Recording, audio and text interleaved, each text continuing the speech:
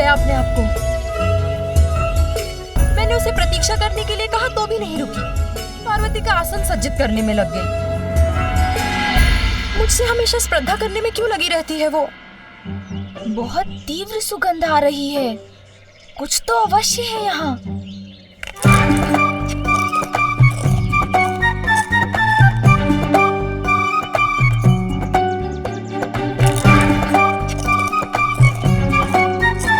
कहिए सूंड जी, क्या ज्ञात हुआ आपको? क्या वहाँ उस दिशा में, उस शिलाखंड के पीछे?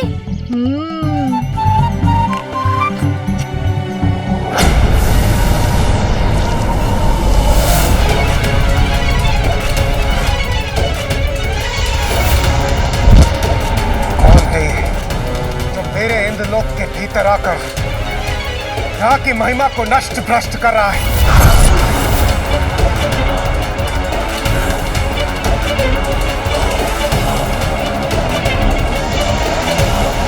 कौन है जो यहाँ के वातावरण को प्रदूषित कर रहा है? कौन है? देवराजेंद्र, बाहर आओ।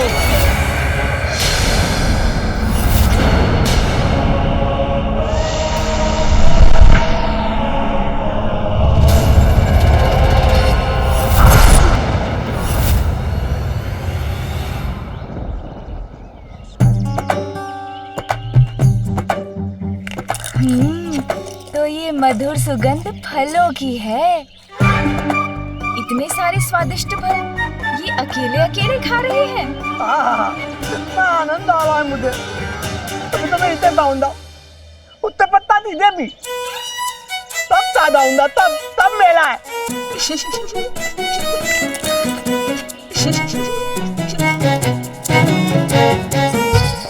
बस कोई मुझे यहाँ देखते मेरे पल मानने ना आ जाए। मेले मनता भला में ये तो है यहाँ।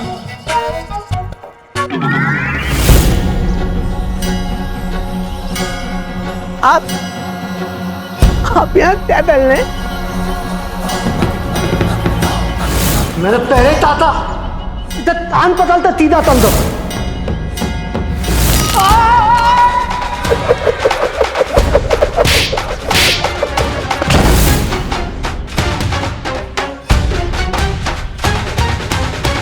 चलो दिल बदल दिया इनका। देता है। क्या कहा आपने? सुनिए, मैंने ये दिल बदल दिया इनका। ये अच्छा है। ओह, अच्छा, अब समझा। ये कहा था आपने। चलो, सिर बदल गया इनका। ये अच्छा है। इतना बुद्धिमान है आप। इतनी जल्दी समझ गए।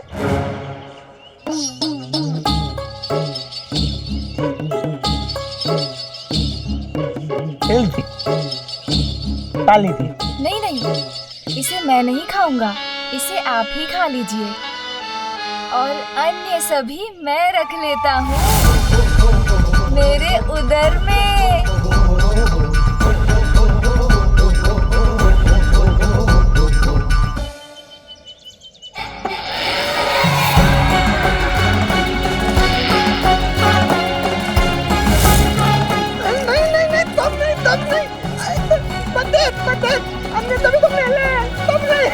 फल किसी के लिए थोड़े होते हैं, वो तो खाने के लिए होते हैं।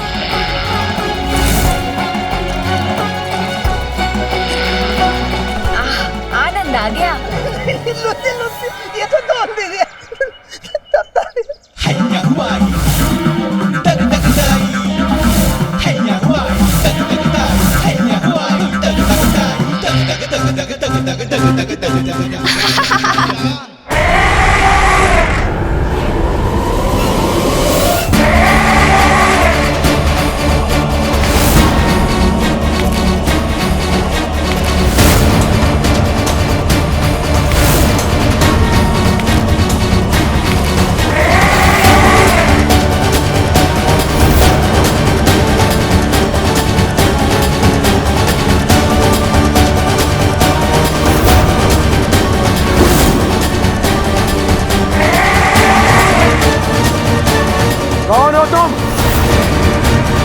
तुमने मेरे देवराज इंद्र के इंद्रलोक में प्रवेश करने का दुस्साहस कैसे किया तुमने?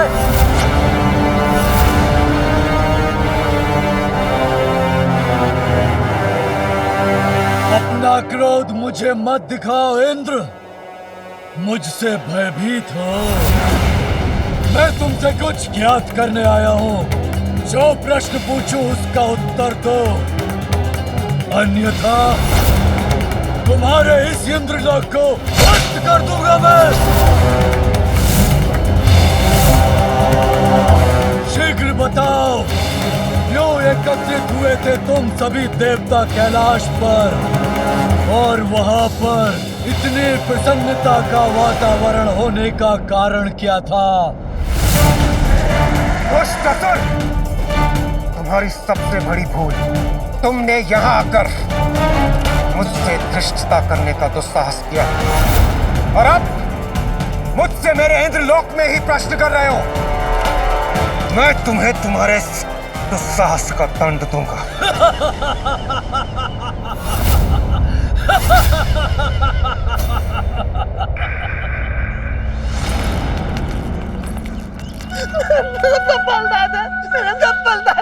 कितने स्वादिष्ट फल थे, आनंद आ गया। आपका अनेकों धन्यवाद। मैं तो ये देखा था आपको।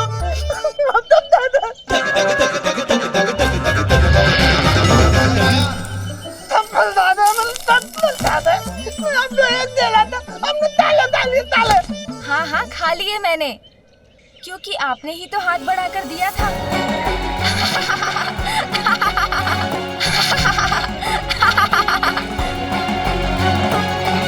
माता पार्वती का पुत्र मेरे पल दादा और मातला ही है। पुत्र, तुमने तोतलागढ़ से उनके सभी फल लेकर क्यों खा लिए? किसी की अनुमति के बिना उनका भोजन खाना तो अनुचित है पुत्र। किंतु माँ, मैं क्या करता, इतने स्वादिष्ट फल थे और मुझे भूख भी लगी थी। ये मैं कैसे भूल गई?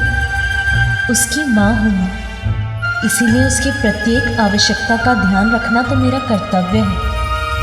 इतना समय हो गया, मैंने उसे कुछ खिलाया ही नहीं। मुझे अब उसके प्रति और सहज रहना होगा। आप सभी के रहते ही कैसे हो गया? यदि मुझे स्मरण नहीं रहा तो आप सभी को भी तो सूझ सकता था कि वो एक बालक है, उसे भूख भी लगती है।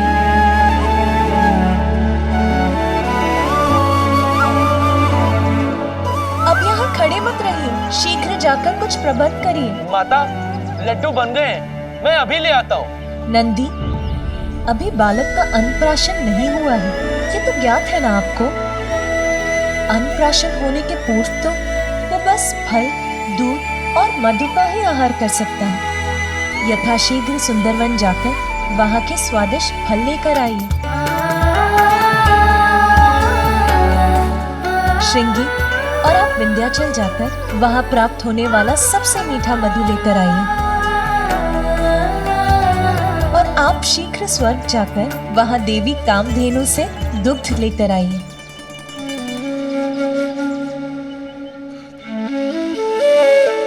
अरे, आप सब यहीं खड़े क्यों हैं? मेरा पुत्र भूखा है, विलंब मत कीजिए, जाओ और शीघ्र लेकर आओ।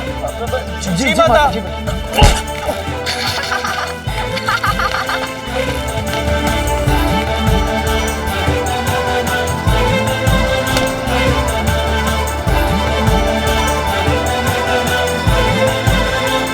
इतना अधिक कार्य करना है, बालक का कक्ष तैयार करना है, उत्सव के प्रबंध करने हैं, इतना सब कुछ है करने के लिए।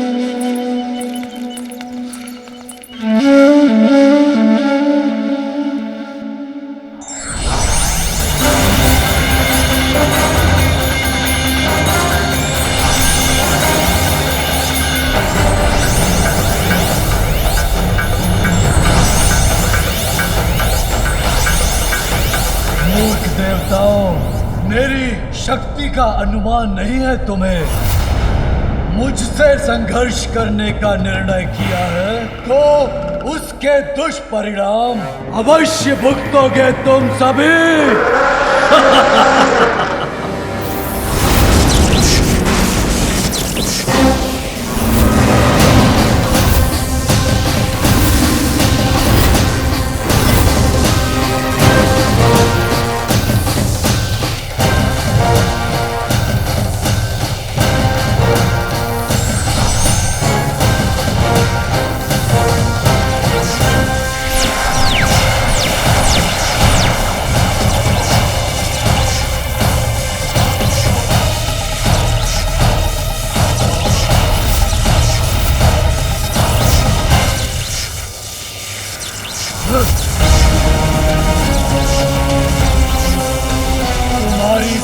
अस्त्र शक्ति भी मुझे कोई क्षति नहीं पहुंचा सकती।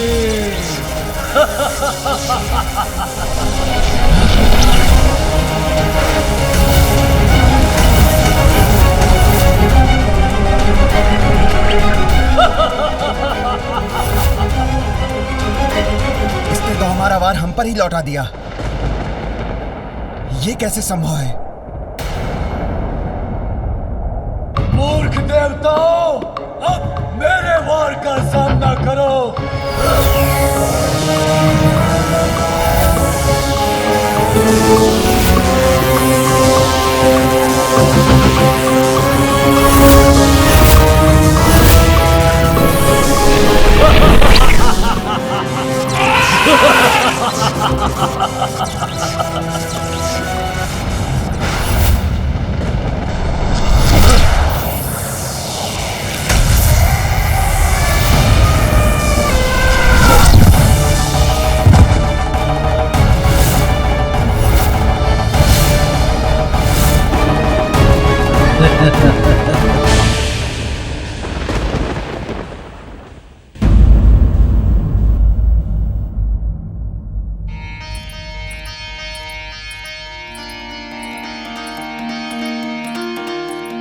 पार्वती के मन में उमड़ी ममता,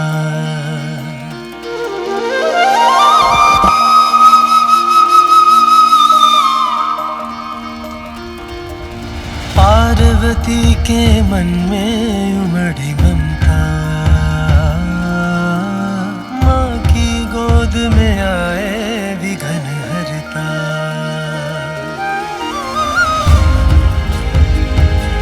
मेरे पुत्र को अपने जीवन के आरंभ में ही इतनी कठोरता का सामना करना पड़ा है, किंतु अब मैं उसका जीवन कोमलता से भर दूंगी, उसे कोई कष्ट नहीं होने दूंगी।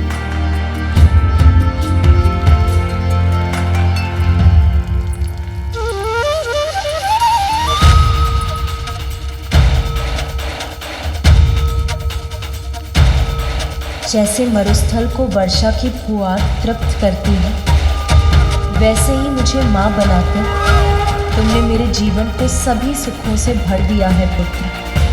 अपनी संतान का ध्यान रखना ही तो माँ के जीवन का सबसे बड़ा सुख है।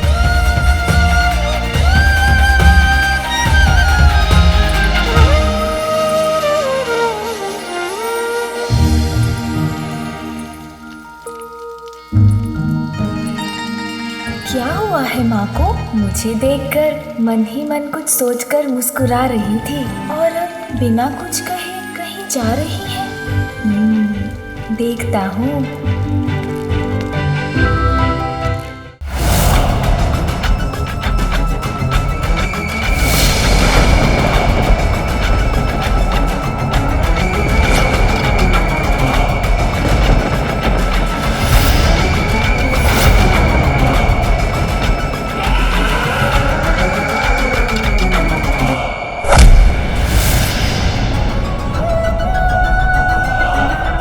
राजेंद्र, देखो कैसे मैंने अपने पाश में बांध लिया तुम्हारे सभी देवताओं को, निष्क्रिय कर दिया उन्हें। अब हम दोनों का सामना होगा एक दूसरे के साथ। दुर्भाग्यवश हमारे इस परस्पर युद्ध में पराजित तुम ही हो गए। दुष्ट असुर, सावधान!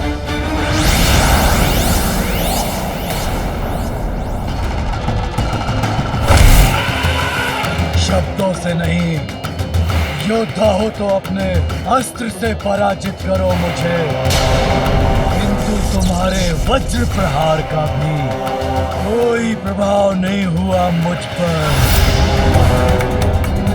सर्वशक्तिमान हूं मैं, नहीं टिक पाओगे मेरे समक्ष।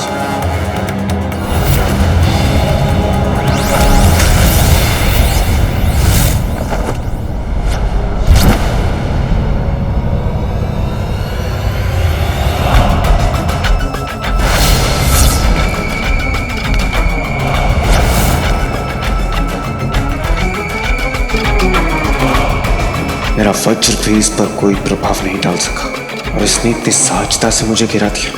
किंतु मैं इसे नहीं छोड़ूंगा।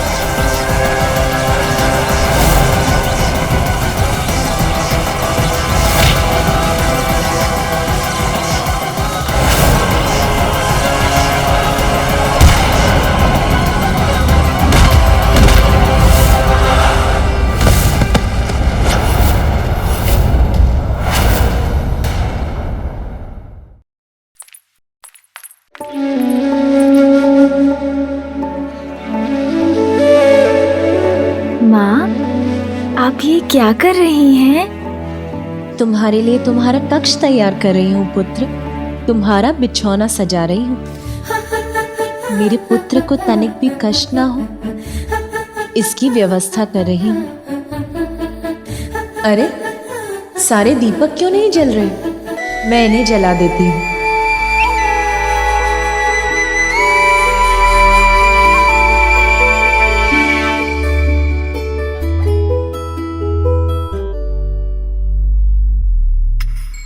पिताश्री, माँ माँ, कितनी लंबी और घनी जटाएं हैं पिताश्री की, किंतु उनके पीछे एक बहुत बड़ा कारण है। क्या वो ज्ञात है आपको माँ?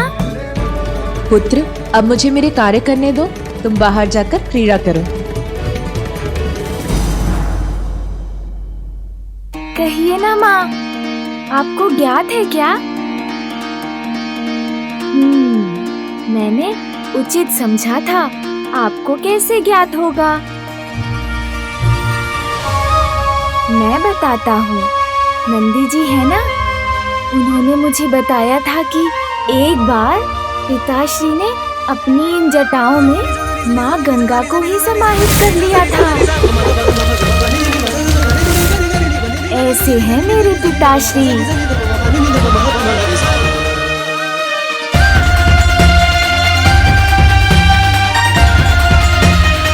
ये क्या किया पुत्र तुमने? अभी मैंने ठीक किया था और अभी तुमने बिगाड़ दिया।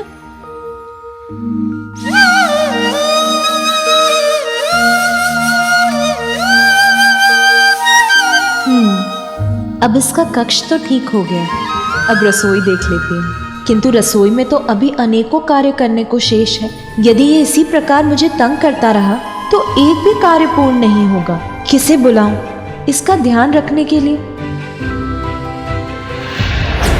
महाबलशाली महायोद्धा असुर सम्राट हूं मैं। तुम्हारी शक्ति मुझे स्पर्श भी नहीं कर सकती, किंतु मैं एक ही क्षण में तुम्हारा भक्षण कर सकता हूँ। त्रिलोकों में कौन है ऐसा जो मुझसे तुम्हारी रक्षा कर सके?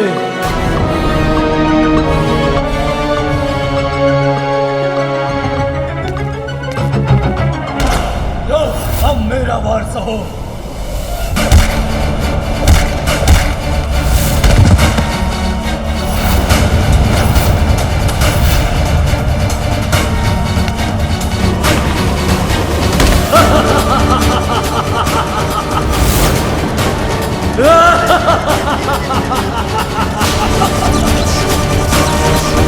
इंद्रदेव को मेरे समक्ष लाचार और विवश देखकर आनंद आ रहा है।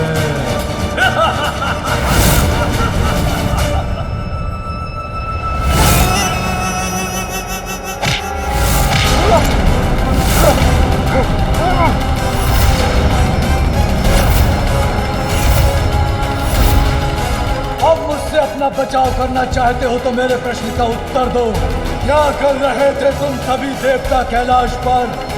बताओ, अन्यथा। ये दुष्ट क्यों जानना चाहता है कैलाश में क्या हो? मैं कदापि नहीं बताऊंगा इसे।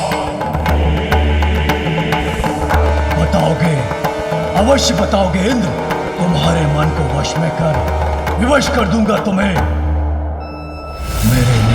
देखो देवराज, शीघ्र बोलोगे अब। वो बालक माता पार्वती और भोलेनाथ का पुत्र है।